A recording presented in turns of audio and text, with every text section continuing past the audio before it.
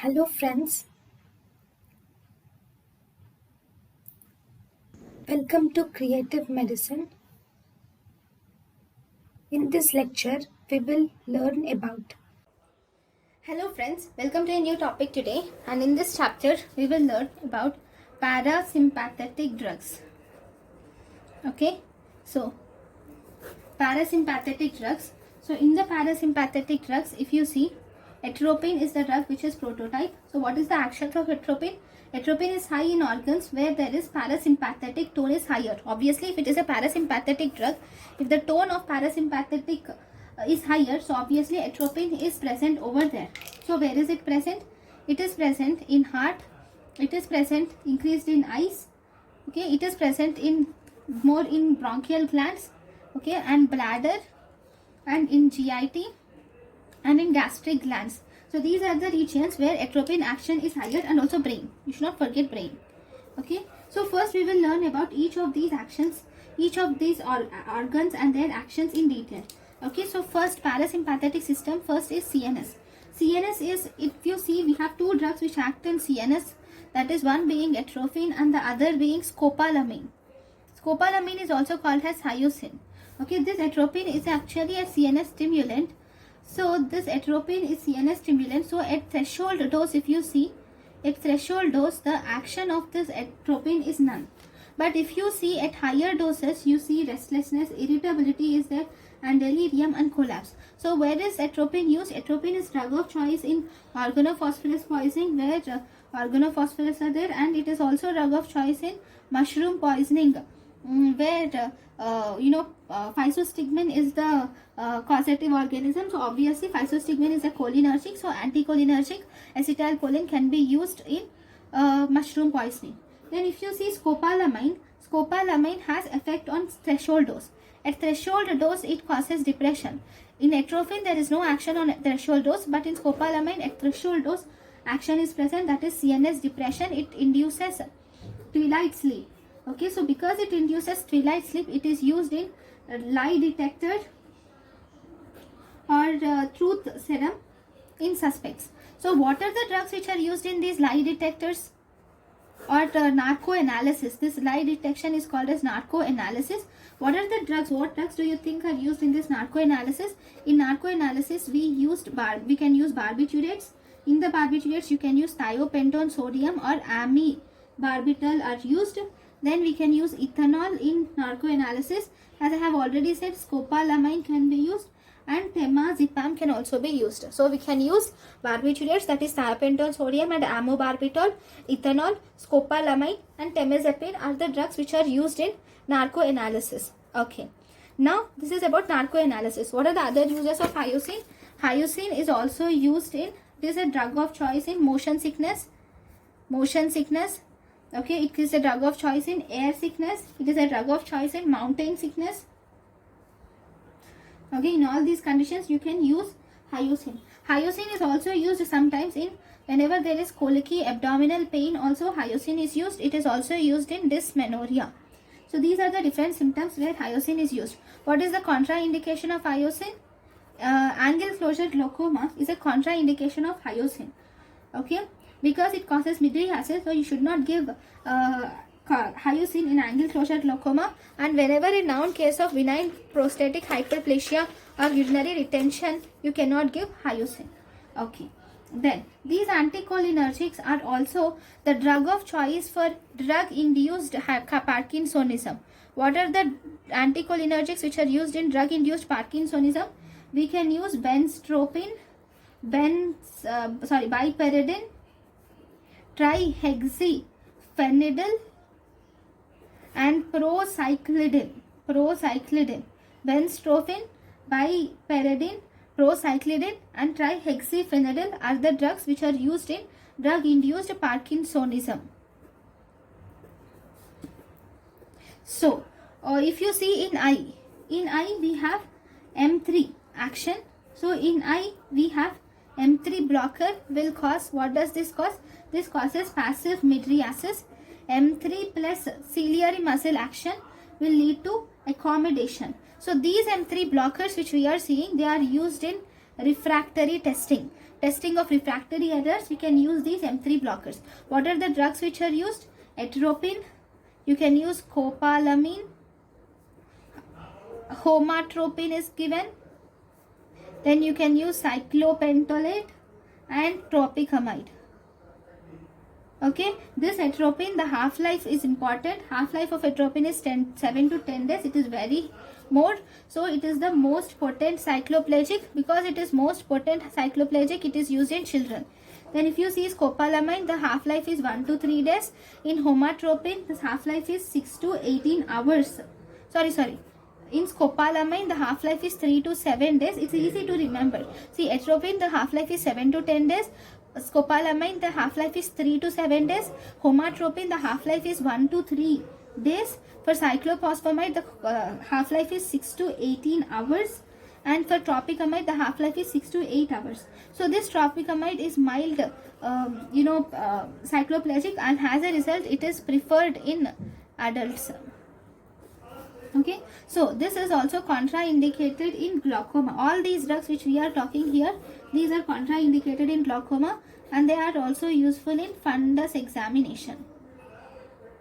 Okay, now in the CVS, if you see, in the CVS M3, actually M2 has the action, and this M2 normally acetylcholine decreases heart rate, but here blocking M2 will increase the heart rate. So you have atropine. So because it increases heart rate, atropine is the drug of choice for sinus bradycardia and also AV block. It is the drug of choice for sinus bradycardia and AV block.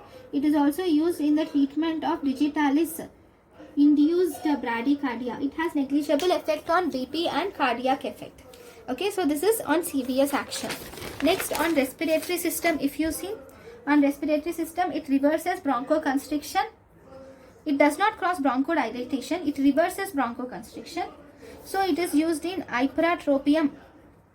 So the drugs in respiratory system are ipratropium bromide, tiotropium bromide. So ipratropium bromide is short acting, whereas tiotropium bromide is long acting. This tiotropium bromide is selective M1 blocker, and this tiotropium bromide is drug of choice in COPD.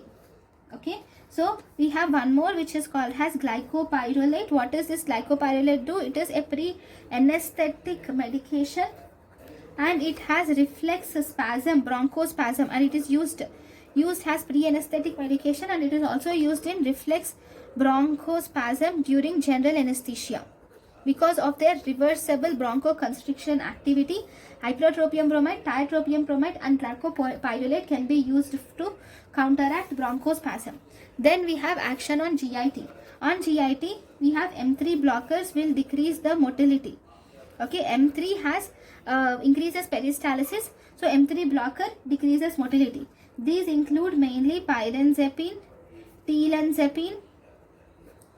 Okay, this pyrenzepine and telenzepine are selective M3 blockers, and they are used in peptic ulcer disease treatment. Then we have some more which are called as hyosine, propanthelin, dicyclopine, and we have oxyphenonium, and we have clidinium. Hyosine, dipropanthelin, dicyclomine, oxyphenonium, and clinidium. All these are used as antispasmodics.